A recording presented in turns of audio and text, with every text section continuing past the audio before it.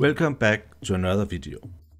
I have often come across people who are telling me that it's not correct to use the word Viking for all the people who lived in Scandinavia during the Viking Age. Most of these people, they claim that it was only those who went on raids that were the Vikings, as in to go Viking. Others say they came from Viken in Norway, or from the villages named Vik. So what does the word Viking really mean? And do we have some sources to look at to help us understand this word? This is what we are going to explore today. If we start by taking a look at what Dr. Jacqueline Simpson said about the word Viking. Dr. Jacqueline Simpson is not just a random person. She's a respected British researcher and an expert in folklore and legends. And she has written books such as Icelandic folk tales, Scandinavian folk tales, and everyday life in the Viking Age. And it is this last book, Everyday Life in the Viking Age, that we are going to take a look at what she wrote. In medieval Scandinavian languages, a Vikinger is a pirate, a freebooter who seeks wealth either by shipborne raids on foreign coasts or by whaling more peaceful seafarers in home waters. There's also an abstract noun, Viking, meaning the act of going raiding overseas.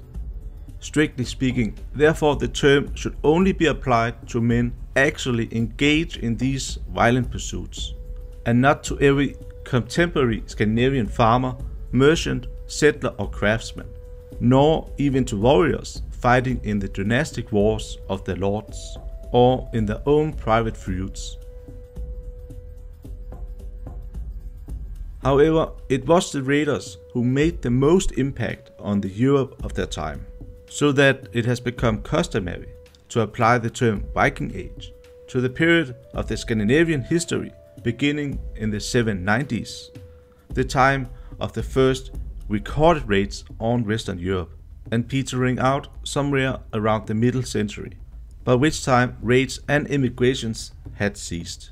The settlements established abroad had become thoroughly integrated with the local populations, and the social changes in the Scandinavian homelands had marked the transition to the true Middle Ages.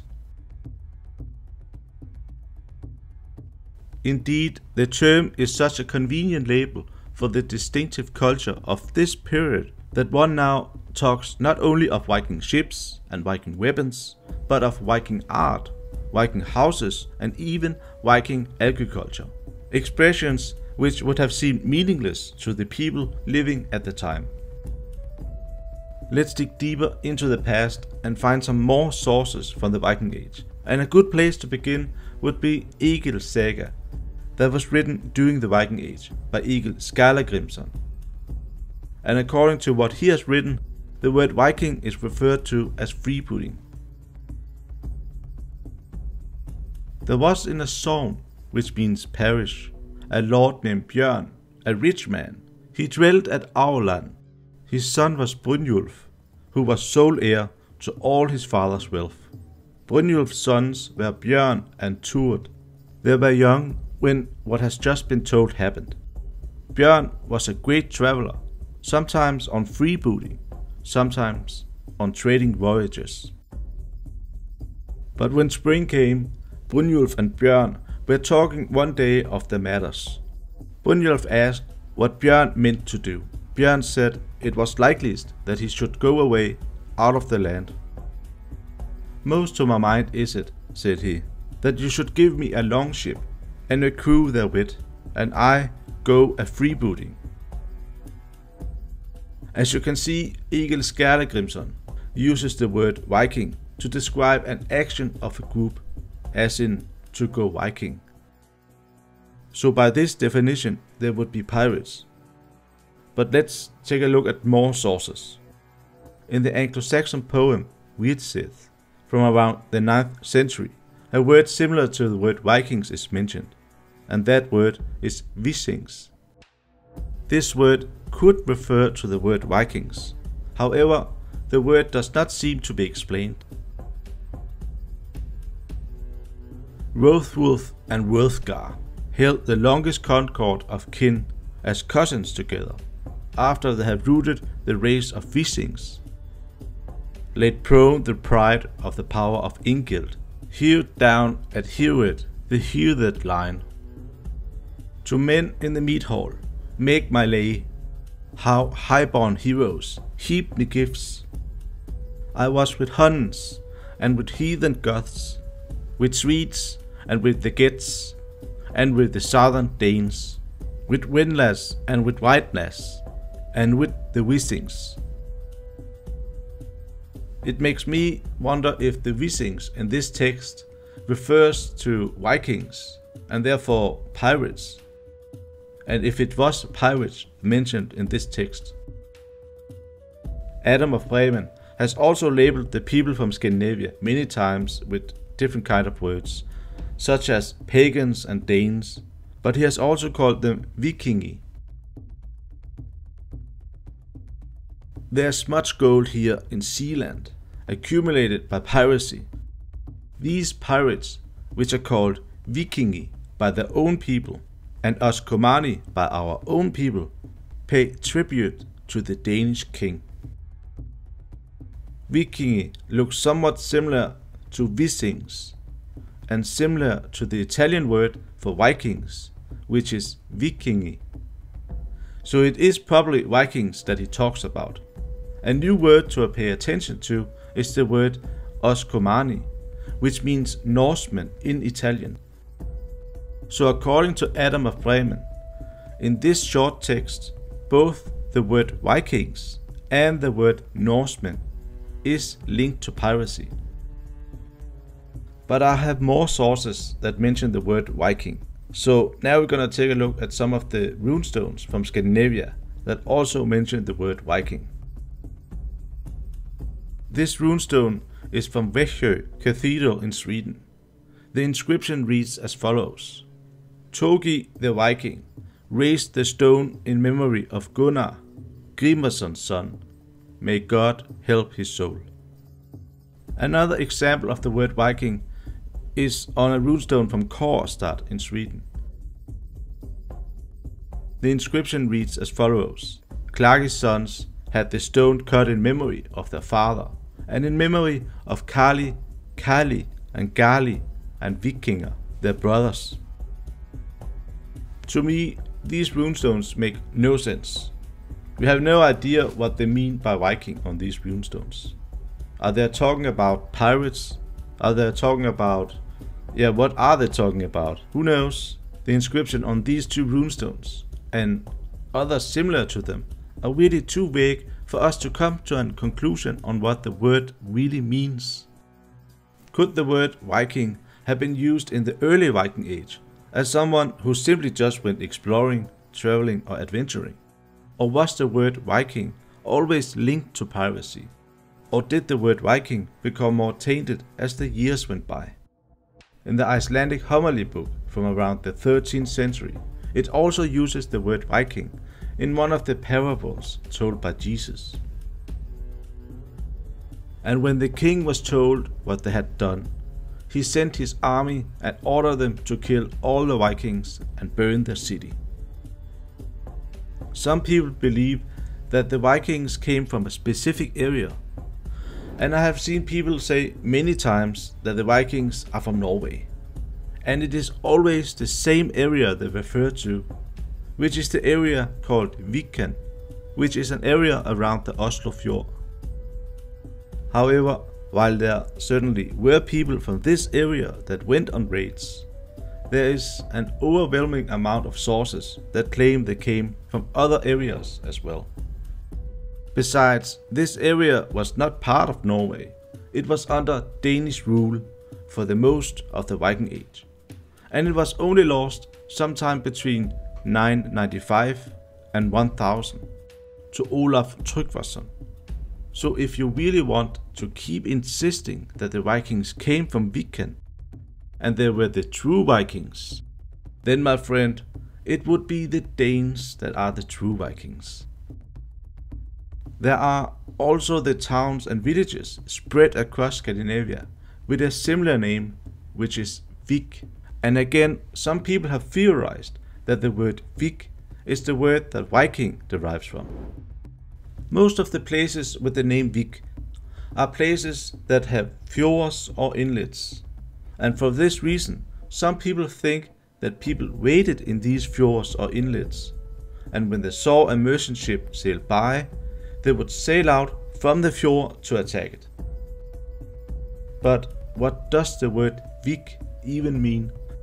The word Vik in Old Norse means an inlet from the sea, or in other words, a creek, a cove, or a bay. Bay or inlet is probably the best word for Vik, and this word is actually still used in Scandinavia today. Both the Swedes and the Norwegians use this word Vik, while the Danes has changed the word to Vi, but it still has the same meaning. Vik is not just something that is a Norwegian thing. To give you an example, this is Ramsvik in Sweden, and it is located inside a bay. And this is a place in Denmark that is named Vi. In fact, there are many places in Scandinavia that has the name Vik in the name. However, the word does seem to be way more common in Norway, and I could have added even more places from Norway. Besides villages, regions and municipalities with the name Vik, there are also rivers and inlets with the name. You just need to look at a map of Norway and you will see the name again and again and again. On the British Isles there's a similar word, which is the word Vik, and this word can be found plastered across the British Isles on towns and villages. And again, this is just a small sample. However, according to my research, it seems that the word Vik does not have the same meaning, but probably means camp or settlement, and derives from the Latin word vicus. But could there be something about this word Vik from Scandinavia that connects to the word Vikings? The simple answer is, we just don't know. But it is an interesting thought. Towns and villages with the name Vik can also be found on Iceland, which is an island in the North Atlantic Ocean that was settled by the Vikings. Here the capital is named Reykjavik, and as you can see, the word Vik is in the name, but other towns and villages across Iceland also has the word Vik in their name. For example, Breidavik, Bolungarvik, Vik, Husavik, Dalvik and Breidalsvik.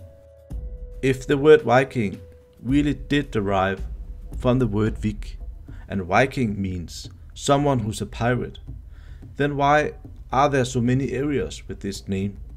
Because they can't all be pirates, or can they? The word Viking seems to have been entered for the first time into the English vocabulary sometime in the early 18th century, and the definition was a Scandinavian. If the word Viking was misunderstood or just part of the Romanticism in the 18th century can be argued. Fact is, this is when the word Viking got its modern meaning, which is something that happens to all languages, where words and terms gain and lose meaning all the time. For instance, the word meat has not always been used to describe animal flesh, but it has been used to describe all solid food, including vegetables. So why do I and so many others use the word Viking or Vikings to label all the people from Scandinavia from the Viking Age? Well, to me it is quite simple. Languages evolve all the time, and the term Viking is not only broadly accepted by most historians, the word Viking is also the word that most people understand what is, and from where they are from. Most people are also not experts in the Viking Age, and therefore broad definitions of a group of people who had almost a similar culture are in my eyes perfectly fine. I think it is more important to teach about the history of the Vikings to as many people as possible, and then those who want can always go into the small details, which most people won't do. Let me give you an example of a modern word that many people use incorrectly today, but the word is broadly accepted by most people, and that word is the internet. Many people say, let's go on the internet, or let's go on the net. However, you cannot browse the internet. The internet is an infrastructure made out of physical hardware that transmit data through cables and wires across the globe into a network of servers that connects millions of computers. So when you go online and you want to browse something, you don't browse the internet, you browse the World Wide Web, or simply you browse the web. I don't want to make it more complicated than necessary, so I'm not going to go into the small details on the difference between the internet and the web. This was just a simplified explanation. My point is, most people like a broad definition that covers a subject like the word Vikings. The same goes for the different groups of people from Scandinavia. We are not certain from where each race are from. Sometimes the sources tell us, for example, the Danes who attacked this or that, but many of these sources have been written by the monks who hated the Vikings. And it could just as well have been the Norwegians. Some clans were also allied with each other and would raid together, but as I said, we do not always have enough information. Let's say if the word Vikings would be an unacceptable label for these people, then I promise you that this would not only be a bureaucratic nightmare, it would be next to impossible. Let's say we stopped using the word Vikings. What would we use? Danes, Norse and Swedes? Well, there will probably be those who say that is also incorrect, because they were all not necessarily countries yet. So then we had to split them into clans. But again, which clan was allied with which? And how many from each clan would raid together? And where? And when? To me, it makes more sense to refer to them as Vikings. And then when the source tells us where they came from, for instance from Norway, then we can call them Norwegian Vikings. I am going to continue using the word Viking, because that is what most people are familiar with. And then when there are sources to back up where they came from, I will probably mention it as well. To me, it is important to keep it as simple as possible, and that is why I will keep using the word Viking as a broad definition of the people.